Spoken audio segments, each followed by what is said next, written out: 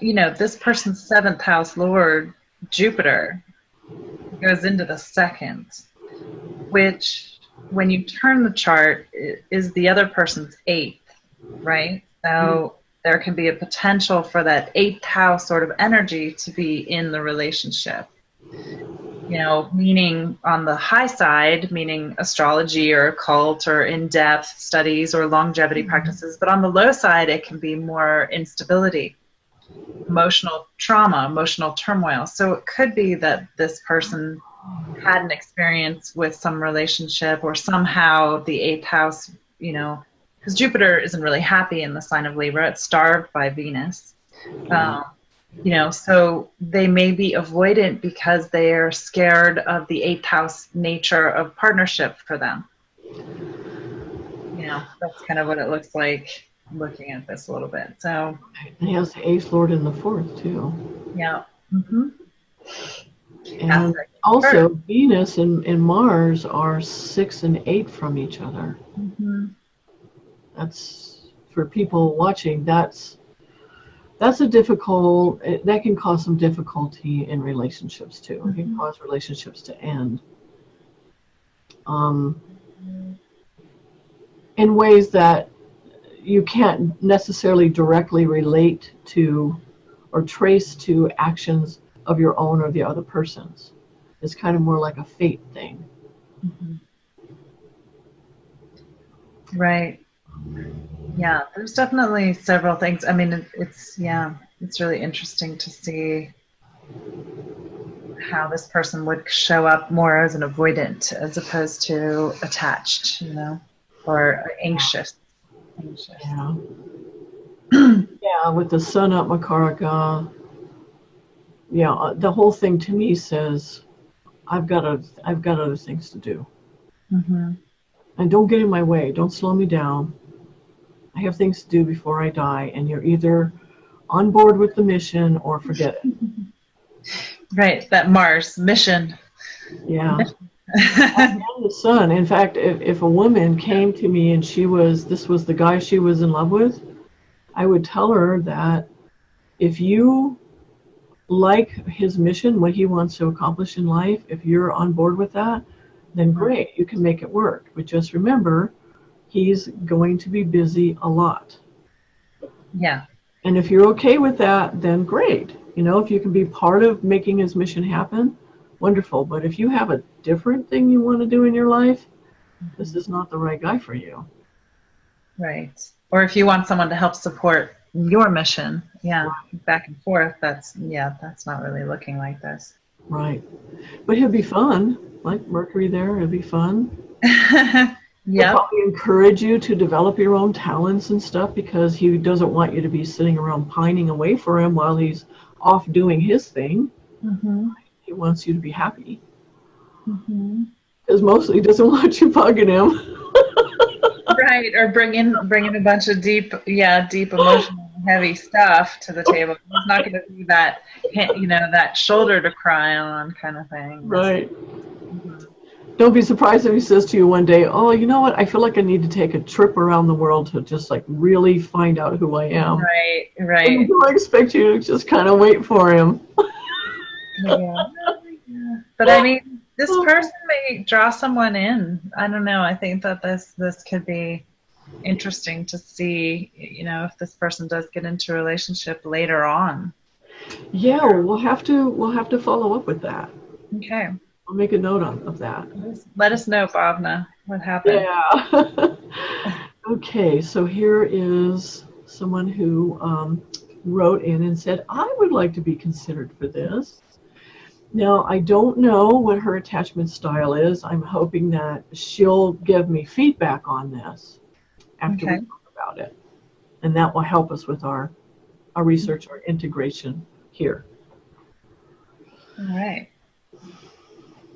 So we can see right away that this person has the Lord of the First in the first. So Mars in the first house is just going to give them a lot of energy and a lot of personal, energy to get things done for their own path and their own thing. But then they have Rahu in the fourth.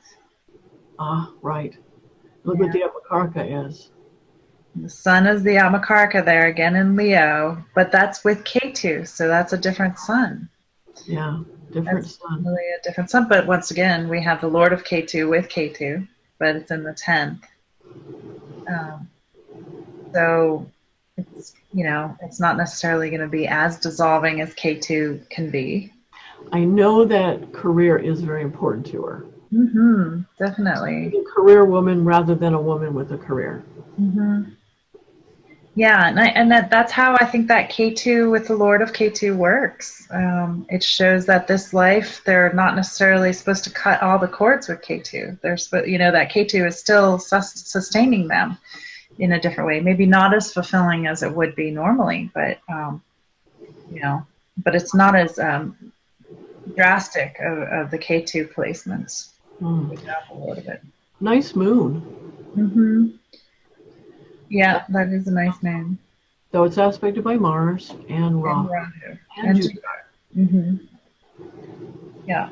So yeah, we can see that moon does have some heavier influences on it. Or the Rahu can be sort of confusing. The person's going to need to learn how to really understand their emotions. But it's also in the 9th house. So nice. Yeah. But Rahu in the 4th, and it's in Aquarius too. That's almost always a trust thing. Difficulty with trusting men. This is a woman, so. Though, you know what? I had a client today who has Moon with K2, aspected by Rahu, in a dual sign, right, with a dual ascendant. So that means Rahu and K2 and the Moon and Mercury all aspect the 4th. Well, she has a yoga for happiness in marriage. Mm-hmm. So she did manage to get married. Mm-hmm. Has 3 children. Mm-hmm. And she's got a great husband because the planet that produced the spouse for her is the sun in Aries. Yeah, nice. So he says she's a great guy. And normally, if you didn't know about that yoga, right, you would look at that and you would say, oh, wow, relationship's not going to be easy for her at all. But that yoga made a difference. Yeah. So there's a lot to consider. I know, right? It's just like, okay. That's why I was like, we're not going to peg this beforehand, but we are going to look at it, kind of afterhand. We also see Venus here in Virgo. Mm-hmm. So that's hard to make choices, and that's her Darakaraka. So it's hard to make choices that are going to lead to fulfillment and happiness. Yeah. Now, it's in Pisces in the Navamsha. Well, there you go. That's nice. It happens a lot. I've noticed that. It's like from one extreme to the next. Well, because in the Navamsha, a lot of times planets that are debilitated or exalted can go the opposite direction. In the Navamsha, a lot of times they'll be the exact opposite or the same. So here, see, this is showing, because Jupiter is exalted, the natural ruler of husband, and the Darakaraka, the spouse producer planet, is exalted. She gets a good husband. Yeah. But does she want one? She's appreciative of it, right? And then we've got Jupiter in the 7th as well in this chart. Right, but it's not exalted or in its own sign. It's not a swan yoga. No. So it's not making that yoga, that Hamsa yoga, that's hard for marriage sometimes.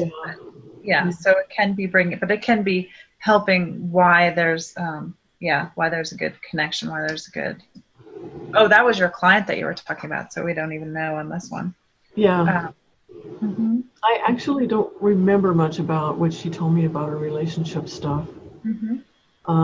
Except I think there's a relationship with someone that there's a lot of distance built into it. Let's put it that way. A lot of distance built into the relationship.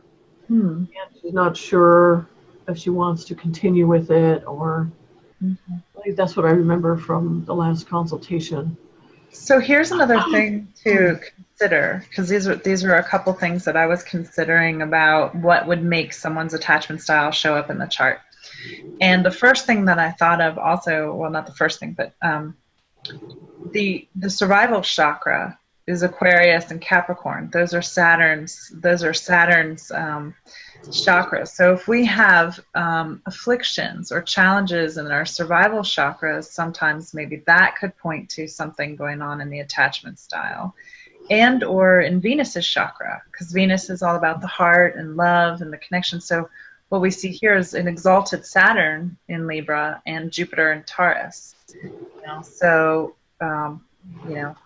ideally that exalted Saturn will work really well in Libra, but that's still a Saturn, in the heart chakra there. Interesting. Yeah, and then Rahu is going to be here in the survival chakra. So I don't know. It's just another thing to consider. Now, that's an interesting thing, definitely. And then we haven't even really looked that much at yogas. Right. Right? And then the time period. Okay, the time period, she's in Venus time period. Mm-hmm. So, with Venus in the Rossi chart being in Virgo, where right, it's not happy. But in Pisces over here. But in Pisces over here, yeah. Now in the Sapsamsha, let me see. Where is Venus? There, it's in Aries. Okay. It's in a friend position there. Jupiter is in the own sign there too. And then the dark arc of, so it's better. So it's not too bad. So it could actually produce a relationship for her. Mm-hmm. I mean, would you say that you felt like this was potentially someone who had more of an anxious or more of an avoidant? I think it might be a combination. Mm-hmm. Because the Atmakaraka sun, right, meaning independent. There are things I want to do with my life. And if the relationship doesn't support that, then the relationship goes, not the thing I'm trying to do. And then Mars in the ascendant, this is a very independent, this is a soldier mentality, kind of like, I don't need much, I can get by on very little, and Saturn being the same way. It's a person who can do hard things. Yeah. But and that's still a Mahapurusha yoga as well, with that Mars in its own home on the angle too. So it's a strong Mars. Yeah, a radiant yoga. Is that what you mean? The radiant yoga? Yeah. I don't tend to remember the Sanskrit. Ruchaka. Ruchaka, sharp and radiant. Yeah. Again, a great asset for a career. Wonderful for career. Relationship, not so much. Simply because she may have a hard time receiving and allowing someone to give to her, because she has to feel like she deserves it. She can probably do it better, do it more efficiently, do it faster. Right. So here, we've also got Mercury, Mercury being the 8th lord. So our ability to receive can also be the 8th house, what we're sharing with someone else. And that Mercury gets shamed by being in an avasta with Ketu and the sun. It's avoiding it a little bit because it's in retrograde. So it's hiding, it's not necessarily as combust as it could be. But that is the 8th lord. Interesting. Okay. Yeah. And also too, because Venus being the way it is, it just may draw in people who it may be that the spouse person or the partner is the person who can't make good decisions, and so therefore causes messes, right? That the Mars person has to fix. Yeah, kind of likes to fix, but after a while, that just gets old, right? Always fix somebody because they're always making decisions that cause problems for you. And so, I would say for her, it would be very tough for her to find someone who had the right mix of masculine and feminine. That. Right. Yeah.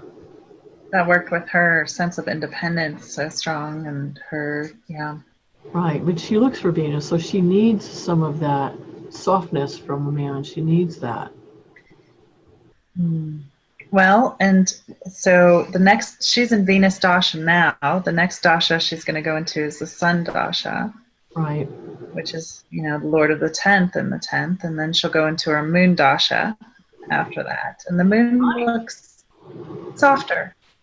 Yeah. There's a softness with that Moon. So, yeah, it's pretty interesting. It's like her masculine side is really masculine, and her feminine side is really feminine. It's kind of a complicated person. yep. Though it is modified a bit by Mars and Rahu, but still interesting. So now the ninth cusp is in Saturn sign here in the Navamsha. Right. And she's coming up to, in September, she's going to be start a Venus-Saturn time period. Yep.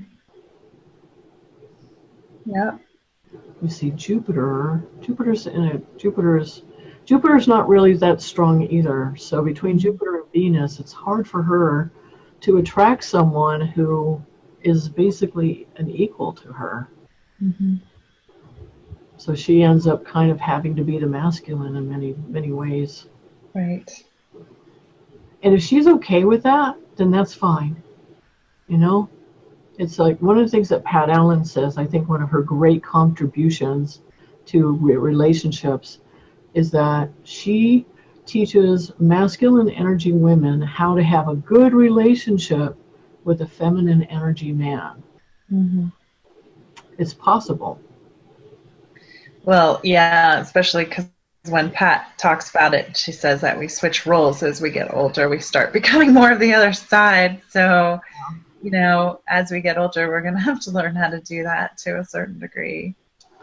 Yeah, and if I remember correctly, the relationship that she's in right now, the one with a lot of distance in it, I think is with somebody younger. Okay. And there are men who like masculine energy women, and it doesn't threaten them. That's what they like. So. Oh, yeah. Yeah. Definitely.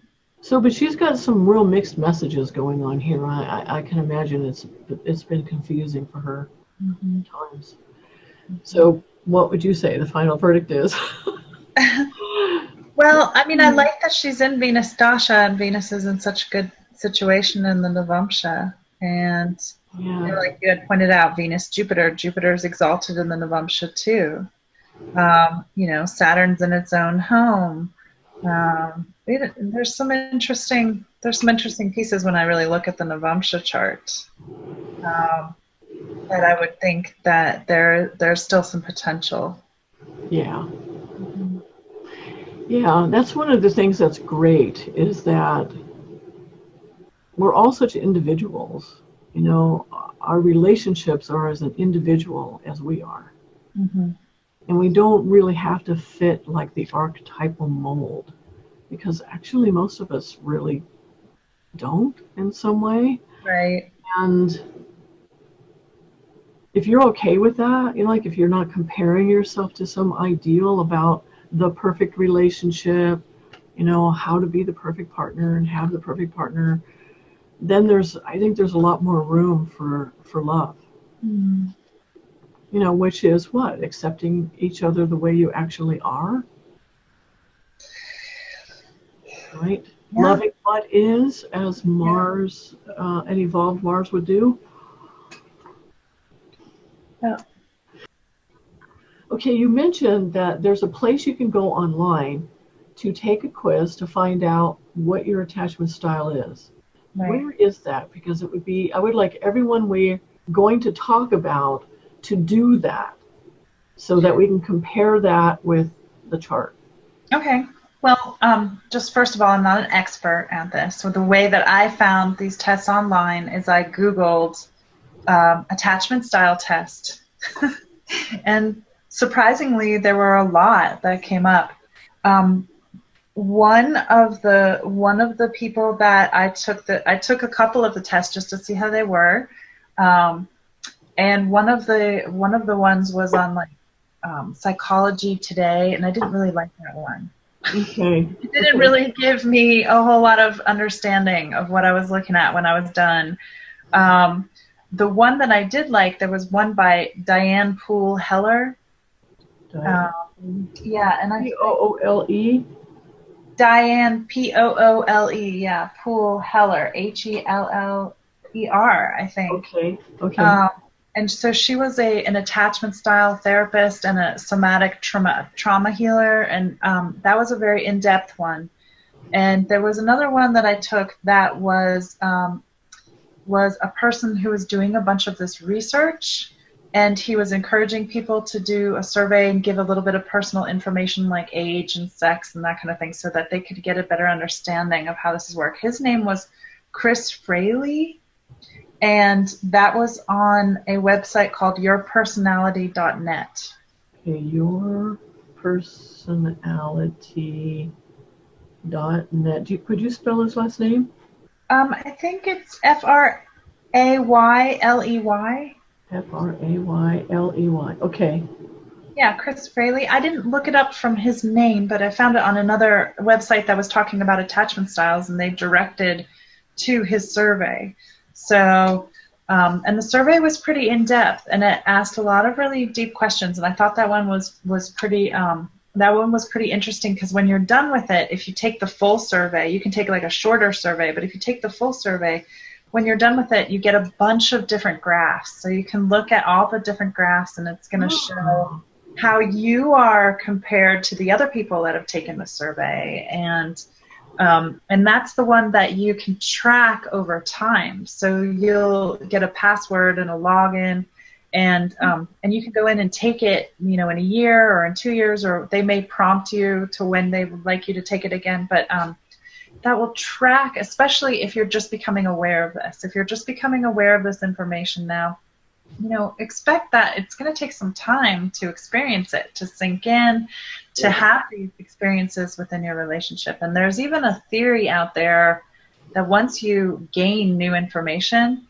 it can take 7 years to fully absorb it, because that's how long it takes for our cells to regenerate. Okay. And go through, so like sometimes, if we're working with something, so give yourself some time, and it would be interesting. So I just ended up taking these attachment style tests, just poking around to see. I came up with like consistent results, like from one test to the next test. I did. Pretty much the same. Yeah, it was pretty much the same. So I got like mostly secure, with a certain percentage of anxious and a certain percentage of avoidant. So yeah, when I took the test in here too, I was surprised by that, actually, because I have the highest score in anxious, but I had also a good chunk in secure. Yeah. Surprised me, and then a little bit in avoidant. It's like, wow, okay. So if I take these different tests, it'll be interesting to see if it's the same or if there are some different results. Yeah, and the one that was on yourpersonality.net, they ask you to identify like a friendship and a romantic partnership and the world. So they ask you similar questions that you would feel about your friend, your intimate relationship, and just towards the world in general. And so it would be interesting. It may change, like we were talking about with different relationships and stuff. It is really interesting. Yeah, it's an ongoing project. We can do our end by looking at the astrology and seeing how it correlates and just seeing what comes up from it. Okay, great. Yeah. Well, that was fun, Karen. Thanks for having that talk with me, and we can go into that, a little bit more in the future, because I think that's a really interesting subject, and I want to dive into it a little bit more. Yes, me too. And I have a lot of brave people who are willing to give us their charts. Yeah. We can analyze it and talk about it and then get their feedback, and they're helping us with this. And so how can people contact you if they want to get a reading with you? Oh, well, my email address, we can probably put it down on the bottom, but it's channing@ashevillevedicastrology.com. Easy to find me, yeah. Okay. Do you have like, tell me something about what kind of readings you give. Oh, yeah. I mean, I basically cater it to what each person is wanting. I let people go ahead and tell me,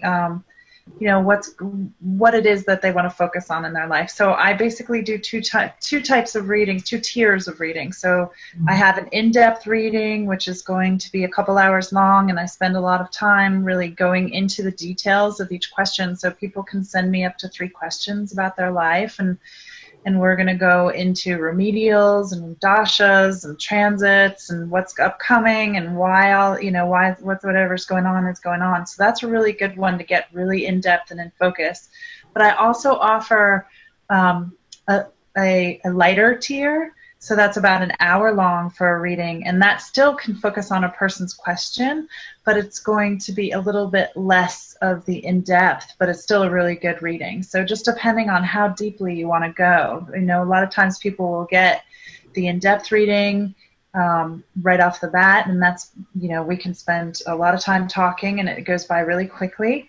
Sometimes people will get a lighter reading at first because they know that they just want to take in a little bit, at a time.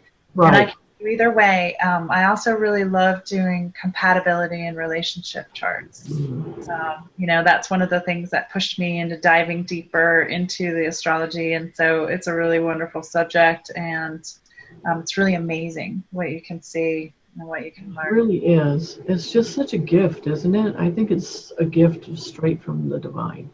Mm-hmm. Yeah. I mean, how lucky are we to have this? Yeah. Otherwise, we would really be stumbling around, right? I mean, if we can start understanding it, start being able to read it, start really being able to understand what we're looking at. Mm-hmm. Yeah, absolutely. Okay, so we will follow up with another video on this, and I'll let everybody know. I'll send out the video when we're ready. And until next time, goodbye. Bye.